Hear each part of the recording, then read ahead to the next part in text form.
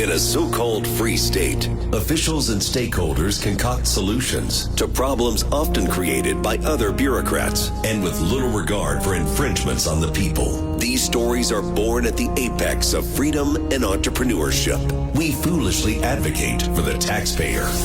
Brian's Beat presents Freedom Fools. Hour 3 of Freedom Fools. Brian here. What do you think about legislative stipends? That's what we're going to talk about.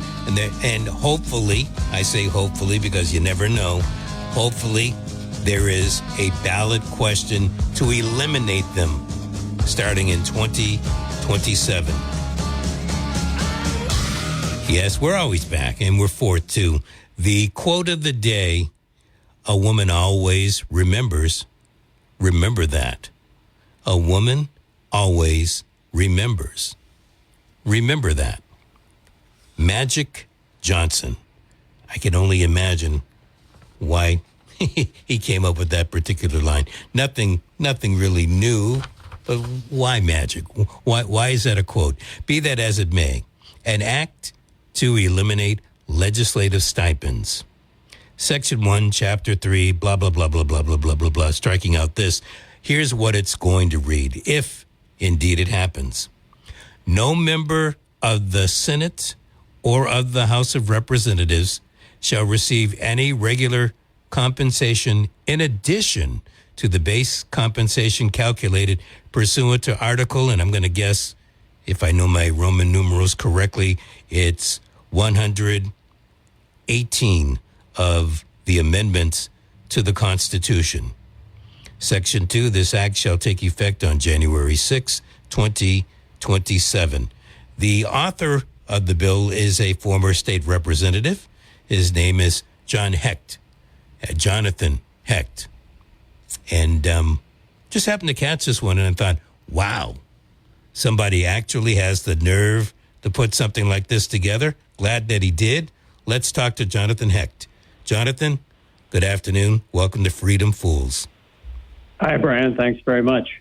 Was I close with the 118 of the amendments? You got it spot on. Ooh, okay. Your elementary school teacher would be proud. Yeah, I hope they're still alive, but I think you're right, they would be, because they did force that down our throats. Be that as it may, you've come up with a great idea. I mean, stipends, let's go with you. You're a former state rep. My guess is while you were in the legislature, you couldn't get something like this passed if your life depended on it. Yeah, no, that's true, and it's part of kind of a bigger problem that we have, just with the lack of transparency, the lack of responsiveness, the lack of accountability in the legislature. Just a word of background. I mean, you mentioned that I am a former state rep. I have a lot of lived experience in the legislature. Since leaving the legislature, I've joined up with a bipartisan group, really, folks from really across the whole political spectrum who are dissatisfied with how the legislature operates. And obviously the people as a whole share that feeling, because the question one in the 2024 election on the auditor's right to audit the legislature got 72% of the vote. So, there are a lot of people, and as I say, it's across the political spectrum, who, feel that we need to do more to open up the legislature, make it more responsive, make it more accountable to people. And one of the big problems, and the thing that we're focusing on, is trying to change the way legislators get paid and reduce the control that a handful of legislative leaders now have over other legislators' pay. And that is a big factor in the problems that we have in the legislature. Oh, I would agree 1,000%. Jonathan Hecht, you served numerous years in the legislature. How does this whole stipend thing work? I mean, you've got two different ballot questions. One would regulate and reform, I believe, right. And the other one is the out elimination. Why don't we start with how does a stipend work? Yeah, so we have this, kind of unique, and I'm using that not in a good sense, sort of a unique system of legislative pay in Massachusetts.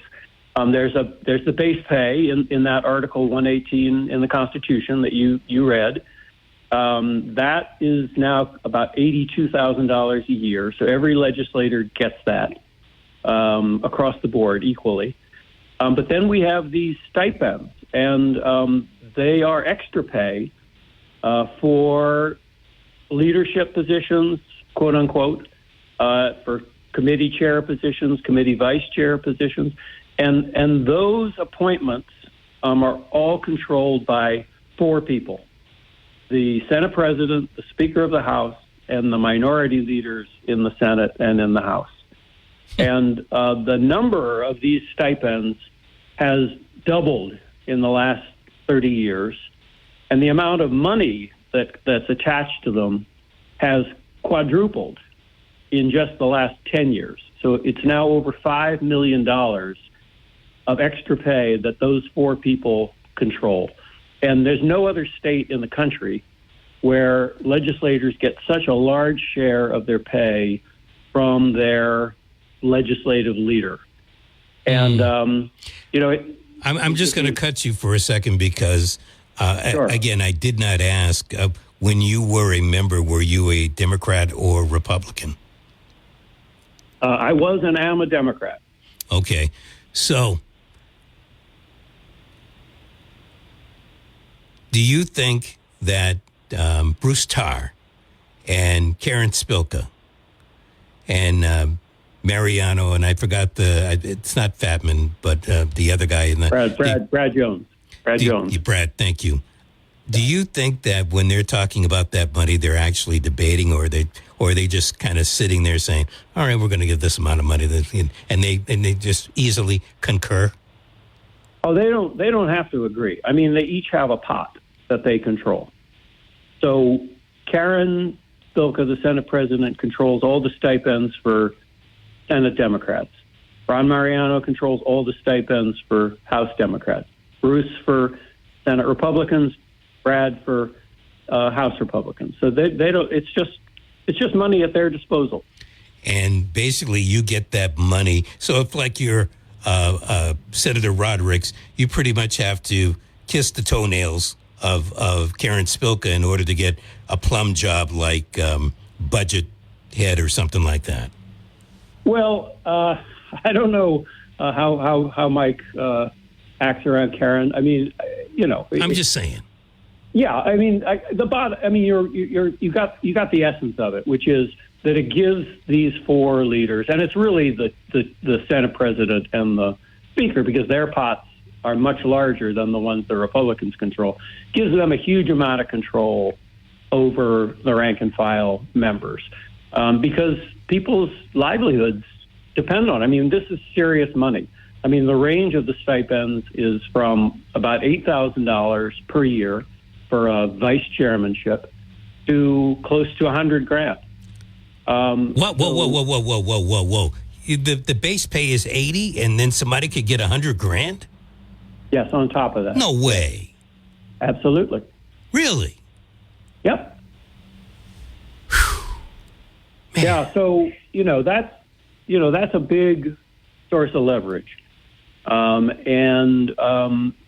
It's been used, and I think is increasingly used, to basically shut out, most legislators from really playing, much of a role in legislating, and to keep legislating behind closed doors, so that, the small group of people at the top, can call the shots.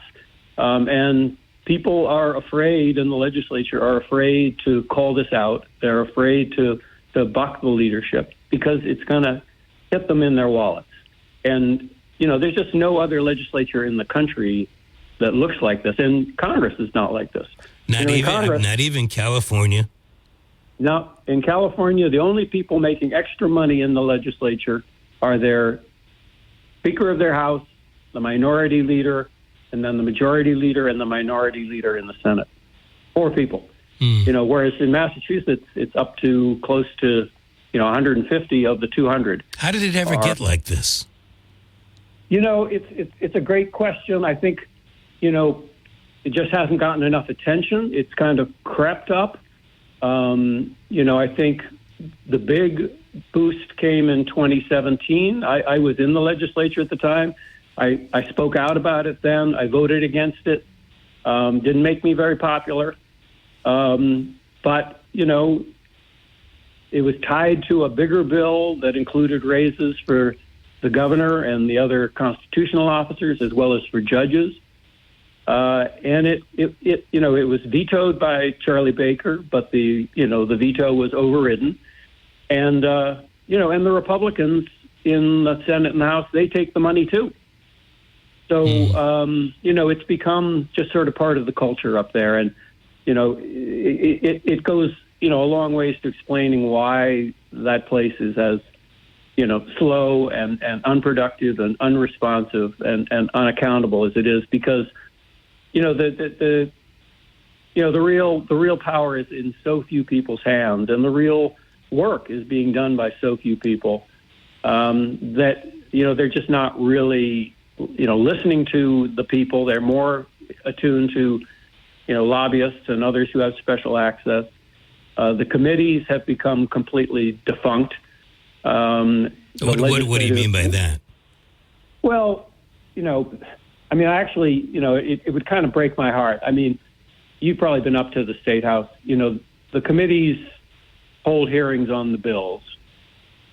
People come from all over the state, from the Berkshires, from, your area down in New Bedford, from the Cape, from, the North Shore. They come in, they take time off from work. They care passionately about some issue. They come in, they sit through a hearing hours and hours and hours long. And then they go away and they wait. And that committee, after having that hearing, would never meet again. Committees are not real committees in the Massachusetts legislature. They don't. I just got to stop you right there. Jonathan Hecht is the lead sponsor of this ballot question, if it makes it this far, an act to eliminate legislative stipends. And you're listening.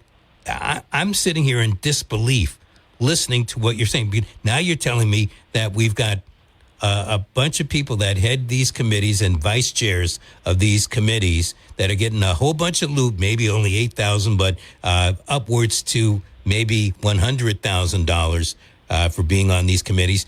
And they might meet once and then one and done. Are you serious?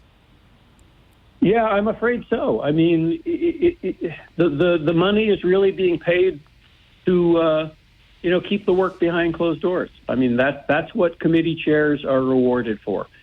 And, we don't, unfortunately, really demand of these committees that they discuss the bills in public, that they vote on the bills in public. I mean, we just got this small concession from the legislature where they're now going to publish their committee votes. Whether they're really going to do it, let's wait and see.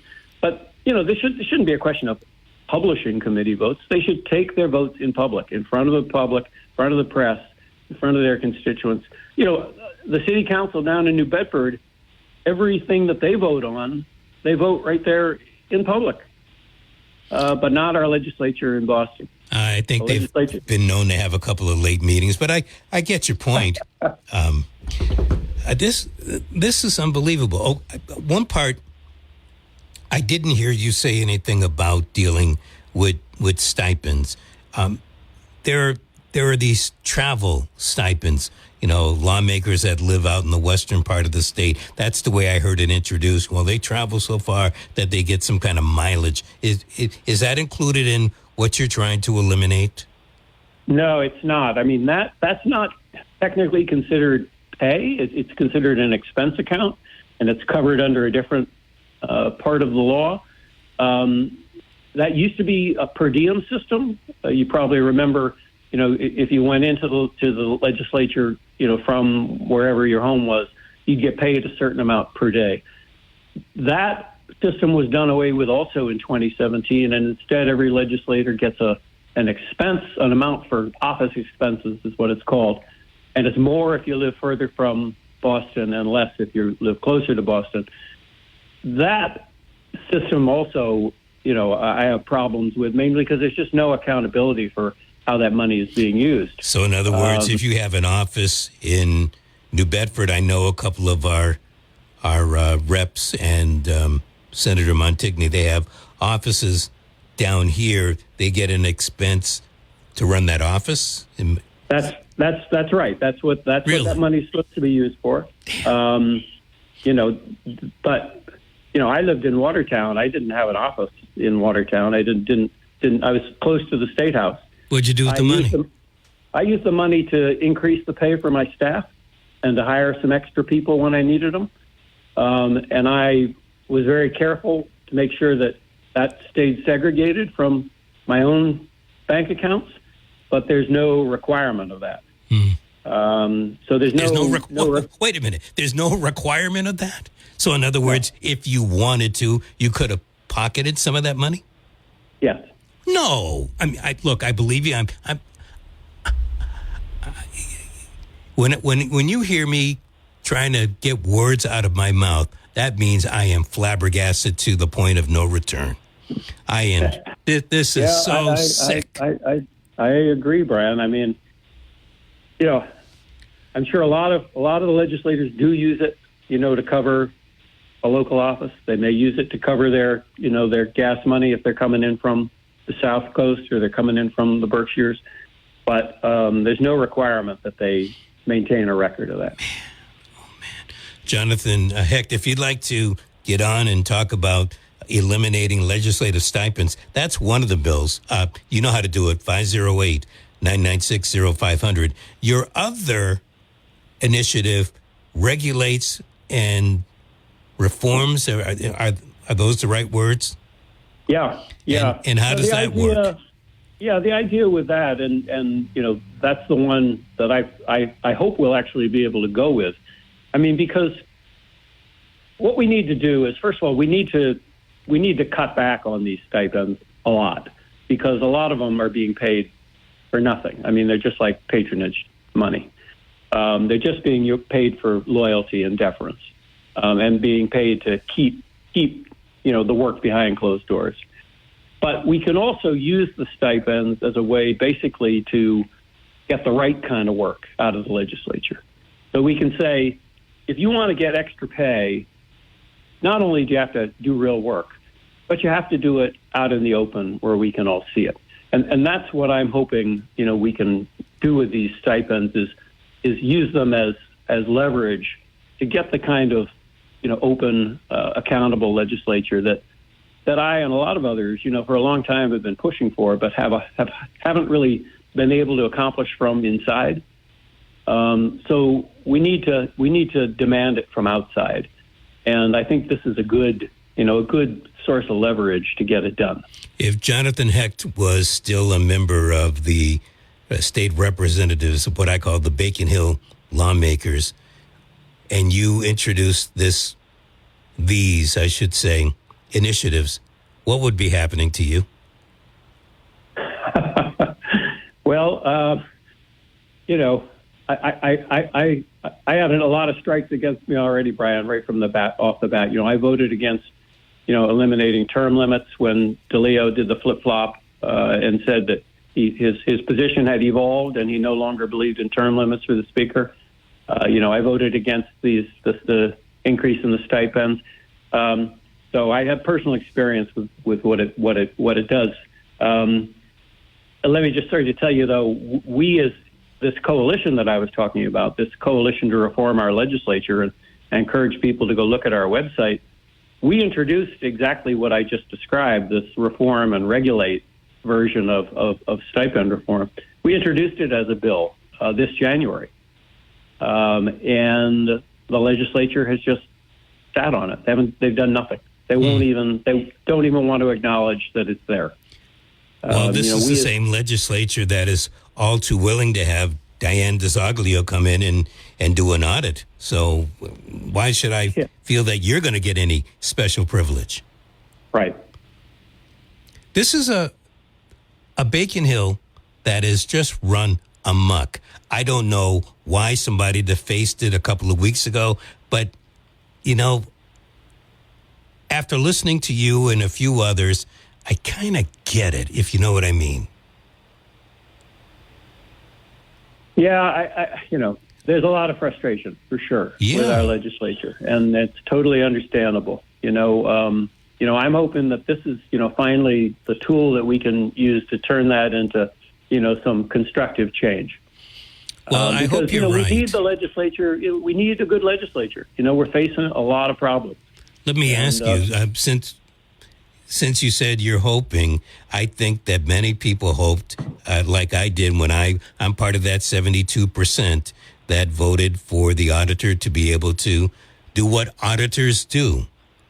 And the legislature said no. So let's say the voters, let's say 72%, let's say 78% agree with your eliminate or your reform. And Spilka and Mariano, if they're still in charge, they say, What recourse do we have? Well, first of all, I think it's a lot harder for them to do that with this approach. I mean, this is actually taking the words that are in the statute books right now that authorize the payment of all these stipends and changing them. So, I mean, it would right off the bat. I mean, no debate about, what's the scope of the audit. We're going to let you look at these things. We're not going to let you look at those things. Maybe we're going to raise constitutional objections, all the stuff that they've been using to kind of, slow down, what the people voted for in question one. There's no wiggle room on this one. I mean, what the law says now won't be what the law says when this passes. And, I don't think even they are brazen enough. If the new law says that the speaker's stipend is, half of what it is now, which is basically what we're proposing, I don't think the speaker's going to go and try to pay himself twice as much as what the law says. So I think this has some teeth to it immediately that, that I think would really bring about an immediate change. Jonathan Hecht, what do we, the people, need to do? I'm going to advance either one of these initiatives. I'm going to say that, and maybe I should cross my fingers as I say this, I'm going to say that the Attorney General sends over to the Secretary of the Commonwealth approvals for your ballot initiatives. Then what? What do we do? What do you need us to do? Well, first of all, we as a coalition are going to have to choose one of these. We can't go forward with both of them. At this point, the sentiment in our coalition is to, if they're both certified by the Attorney General, is to go with the reform and regulate version because we think it's got that leverage to open up the process, in a way that the eliminate one can't. Now, if the Secretary or the AG turns down the reform and regulate one, and I can tell you she's already getting some pressure from the legislature on this. And we go with the eliminate. How so? Go with the eliminate one.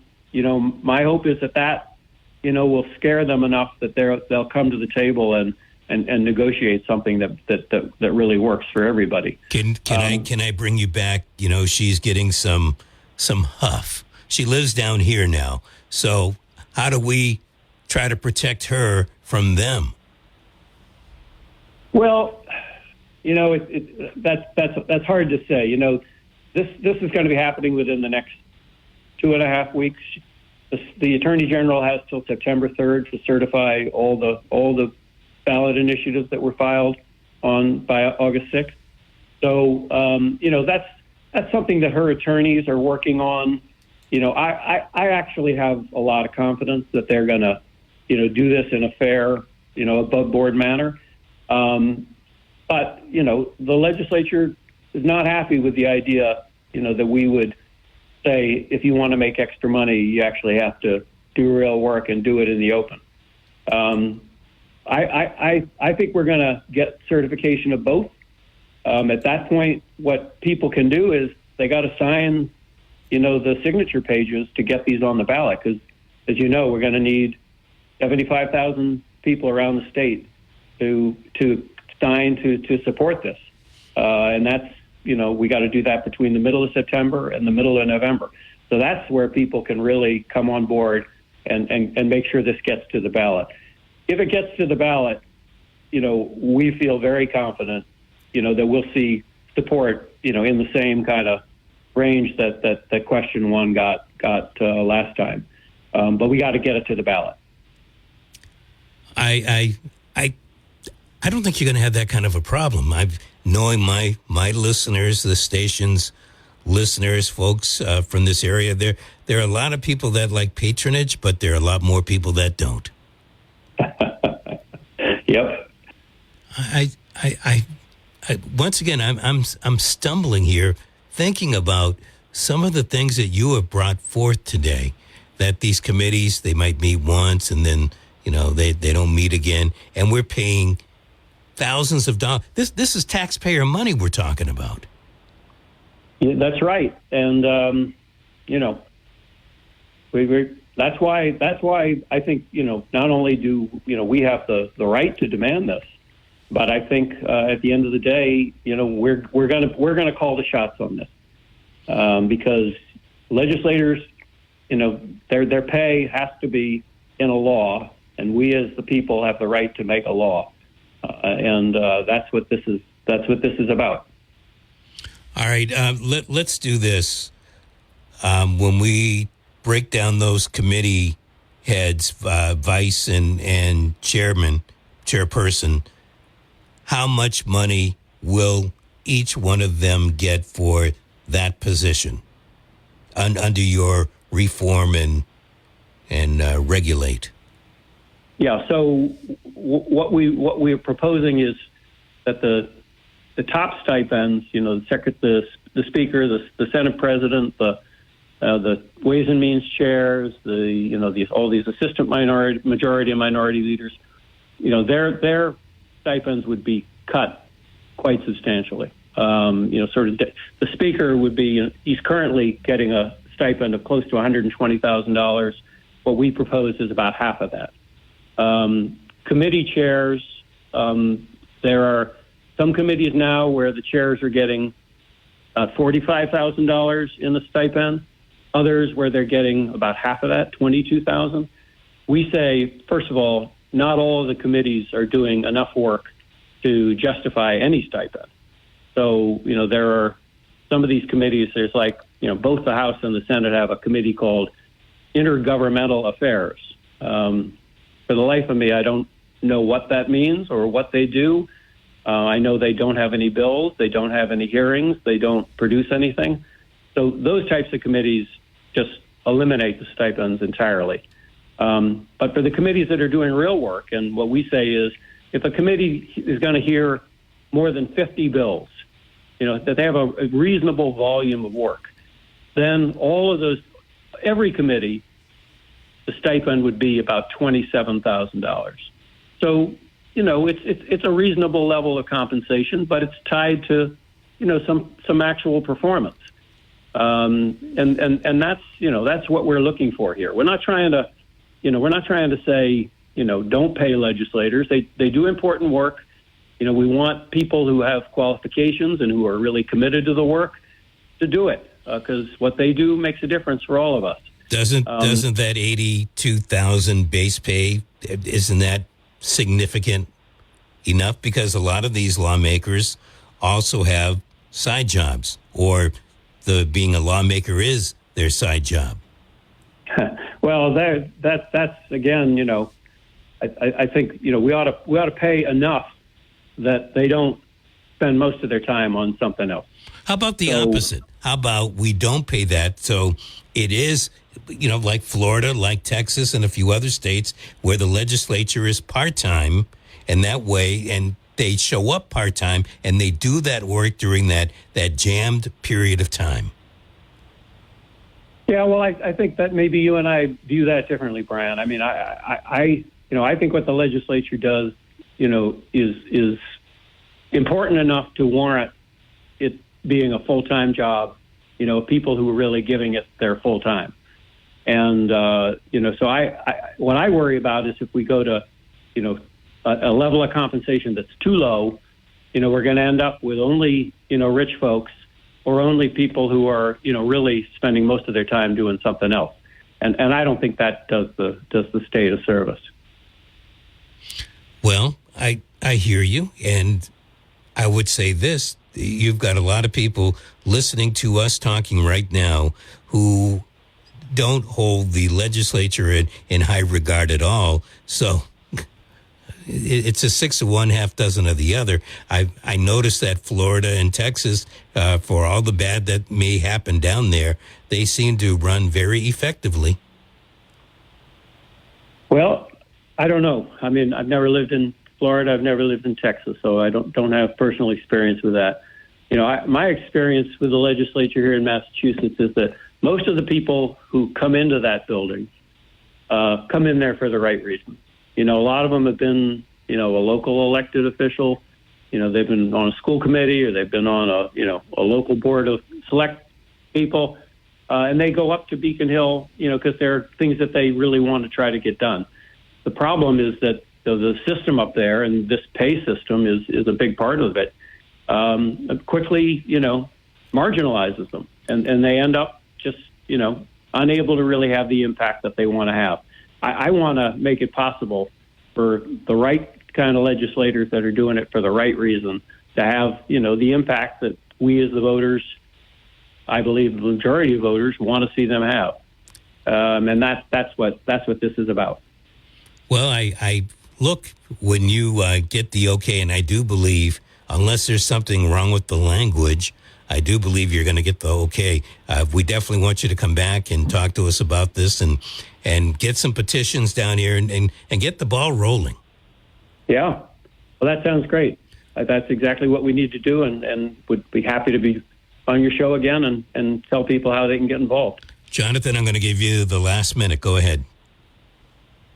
Well, again, I think, people have been frustrated with our legislature for a long time and with good reason. And I think we've now, identified, a way to do something about it. And, I think, unfortunately, it does require this push from the outside. There've been a lot of efforts. I was part of many of them myself to try to reform this system from the inside, but it's just too entrenched. And this financial system of incentives and disincentives is just too powerful. And it's time, that we as the people say, this is how you're going to do it. And, this is our opportunity to use that leverage to get the legislature to open up and be more responsive and more accountable to all of us.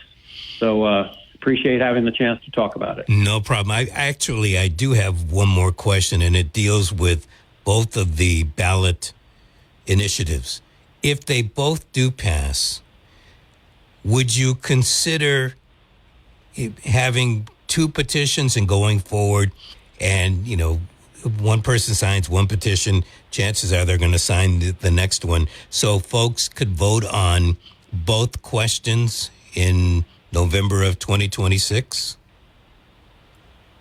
Wow, that's a great question. To be honest, we hadn't really considered that, but I think you may have really hit on something, Brian. I will think about that more. Let the voters make that decision. Yeah, no, I hear you. And there's I can't remember exactly how it works. If there are two ballot questions that pass on the same issue, I can't remember how you determine which one actually takes precedence. But it's a great question, and I'm going to look into it. Sounds good. Thank you so much. I really appreciate it. Great conversation, and what a learning experience. Every time I talk to somebody about Beacon Hill, the fat just keeps on rolling.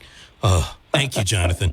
I really appreciate it. Thank you very much. Okay, appreciate the time. Jonathan Hecht, spelled Hecht, but pronounced Hecht. Like what the heck with the T. What are your thoughts on this? 508-996-0500. You know me. I say eliminate them. I hear where Jonathan is coming from, and maybe you want to take it piece by piece. I'm for a part-time legislature. He seems to be for a full-time. That's not the debate today. The debate today, and I believe and hope going into November of 2026, is either to eliminate the legislative stipends or to at least reduce and regulate them. Now, what that means, I don't know. Whether he purchased from an individual in a homeless shelter or a homeless community, or whether because that's what he said he was, it's hard to tell. I just don't know. In addition, I'm deploying the National Guard to help reestablish law, order, and public safety in Washington, D.C., and they're going to be allowed to do their job properly. I don't know what allowed to do their job properly. It's not their job. So when you say allowed to do their job properly, I don't know. Jonathan Hecht, thank you so much for coming on today. He is the lead sponsor, spokesperson for the initiative, petition, and act to eliminate legislative stipends. There is a sister initiative which would reduce and regulate the legislative stipends. Do you have a preference? Reducing to about half of what some of these Bacon Hill lawmakers are making, or how about just eliminating it? That's, I'm going to sit there and I'm going to vote. And if both of these questions were there, I would vote for the elimination of the stipends. And I think it should be interesting if voters go to the box, if they're willing to regulate it. I'm fine with that. I can see one passing. I don't know that both would pass. But as Jonathan Hecht stated, they both could pass. Yeah, they both could. And I think that sends a very, very clear message. Bacon Hill lawmakers, stop it. All right? Look, I don't know who's kissing toes to get some of these prime jobs, or if they just earned it through seniority or whatever the case may be. But when I hear that the Speaker of the House is making a base pay of $82,000, then getting another $120,000 on top of that, you have got to be kidding me. That is a waste of taxpayer money. And that just goes to one particular person. And then listening to Jonathan explain how, instead of the travel expense, the per diem expense, now they get a round pot of money to open up an office wherever? Is that what you voted for when you voted in that state rep, that state senator? Is that what did you have any idea that your state tax dollars are being spent in such fashion? I was talking to our guest last hour, Melissa Costa. Where's the money going to come from for the Know Your Rights? And then there's another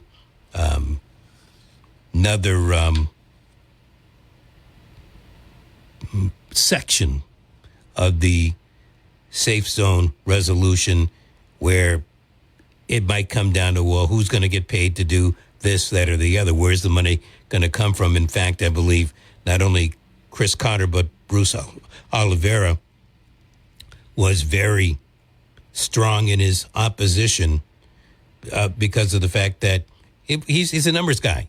He's a CPA.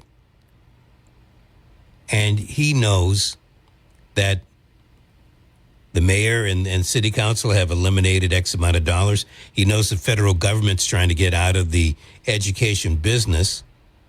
And let's face it, no matter if you feel like I do about the Trump administration, or you are a staunch supporter of Donald Trump and what he's doing, we can both agree that this Trump administration would not be giving any any money to education for a program like the Safe Zones resolution. So where does the money come from? And now you hear how Bacon Hill lawmakers are reckless with our tax dollars. And then you wonder why Eversource and National Grid and companies like that, they pretty much have the government at their fingertip. And then you end up paying more money on that end. And you wonder why you're paying more money for your real ID and stuff like that. This is why. It's like we're a piece of string and we're wrapped around their finger.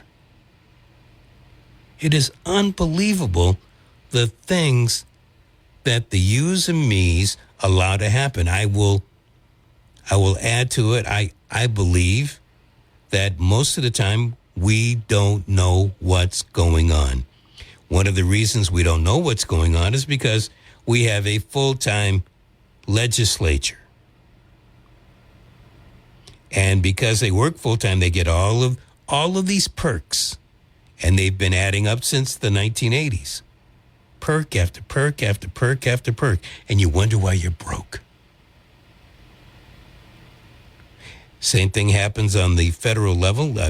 Thankfully, the city level, the town level, it's nowhere near as grotesque as it is on the state and federal level. But this isn't anything new.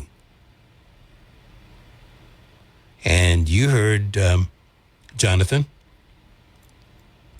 The legislature just does not know how or when to stop. So it has to be the me's and you's.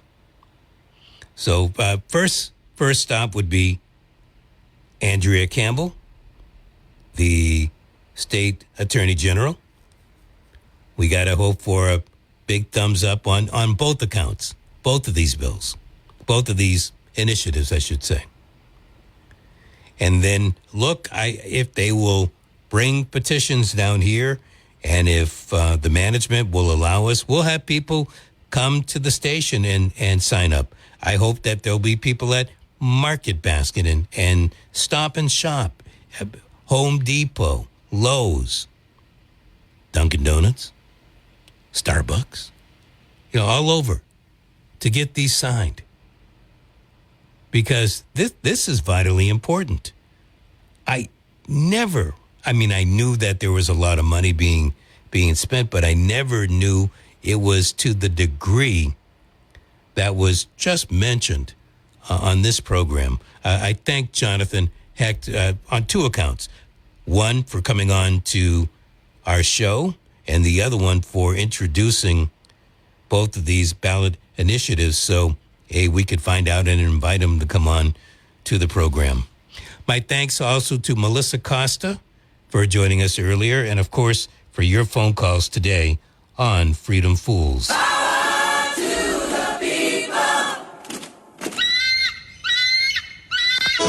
A Bossier police officer, when I was taking my concealed carry class, he told me, he said, cops are not crime fighters.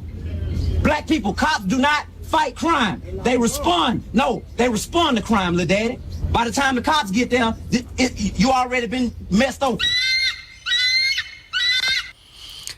I know what he means. He's absolutely right. I hope that you liked our flashback to Saturday, August 16, 1969, day 2 of Woodstock. Some great music. We featured The Dead, Canned Heat, Jefferson Airplane, a few other groups. I'm glad to have brought them forward. Also glad that we had Melissa Costa and Jonathan Hecht on the program, and of course your calls. Want to remind you that there is a giant fundraiser tomorrow for the people of Cape Verde. Tropical Storm Erin, when it was a tropical storm, slammed into a group of islands. And they're absolutely devastated. You can see some of the photos online. Go to YouTube. That's where I got the bulk of my information. until today. They are asking folks to go to Tremblay's Bus Company tomorrow. Tremblay's is on Myrtle Street, heading down toward Nauset in New Bedford. And they would like you to bring hygiene products, non-perishable food, bottled water, first aid supplies, all kinds of things to help the folks on Cape Verde. If you can do it, great. If you can't, well, at least try. Batteries also, let me throw that in there. 83 in Middleborough, 82 in Swansea, 79 in New Bedford. I'm Brian. Time for me to step out. We will do it again Monday at 6. Adios. Traveling around from town to town. Sometimes I think I'll settle down, but I know I'd hunger to be free. Roving's the only life for me. Adrift the world is my friend. I'm traveling along the road without it. Everything from clothing to household items are getting more expensive each day. The world of fast fashion has complicated clothing production by outsourcing around the world to whoever can sew them the cheapest. And now you, the consumer, are paying the price with rising costs. American Giant is about keeping things simple and close to home. They aren't affected by tariffs because their products never leave the U.S. So when you buy from American Giant, you're taking a stand for hardworking people, local communities, and quality clothes. American Giant directly supports American manufacturers and ensures you aren't footing that tariff bill. Support American-made, tariff-free clothing with American Giant with American Giant. Get 20% off your first order when you use promo code STAPLE20 at American-Giant.com. That's 20% off when you use code STAPLE20 at American-Giant.com.